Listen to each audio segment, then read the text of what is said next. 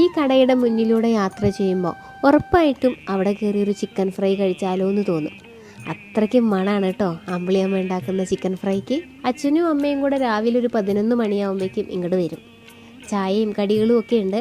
എന്നാലും വൈകുന്നേരം ഒരു 4 മണി മുതലാണ് കട നല്ലോണം ഉഷാറാവുക. നല്ല ചൂട് ചിക്കൻ ഫ്രൈയും തട്ടുദോശയും ബീഫും ഒക്കെ കിട്ടും.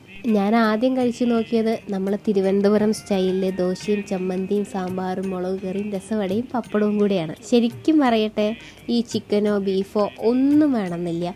അമ്പിളിയമ്മ ഉണ്ടാക്കി വെച്ചിട്ടുള്ള ഈ ചമ്മന്തിയും സാമ്പാറും ദോശയും രസവടയ്ക്കും ഒക്കെ എന്നാ സ്വാദാണെന്നറിയാമോ. നേരത്തെ പറഞ്ഞതുപോലെ ചിക്കൻ ഫ്രൈക്ക് കൊതിപ്പിക്കുന്ന മണം മാത്രമല്ല കേട്ടോ, രുചിയും അങ്ങനെ തന്നെയാണ്. ഒരുപാട് വർഷങ്ങളോളം വീട്ടുജോലിയായിരുന്നു ഈ അമ്മയ്ക്ക്. ഇപ്പോൾ കഴിഞ്ഞ 6 വർഷമായിട്ടാണ് അച്ഛനും അമ്മയും കൂടെ ചേർന്ന് ഈ തട്ടുകട നടത്തുന്നത്. ലൊക്കേഷൻ പറയണത് തിരുവനന്തപുരം ജില്ലയിലെ വെഞ്ഞാറമൂട് നിന്ന് ആറ്റിങ്ങൽ പോകുന്ന വഴിയിലെ മൈലക്കുഴിയിലാണ്.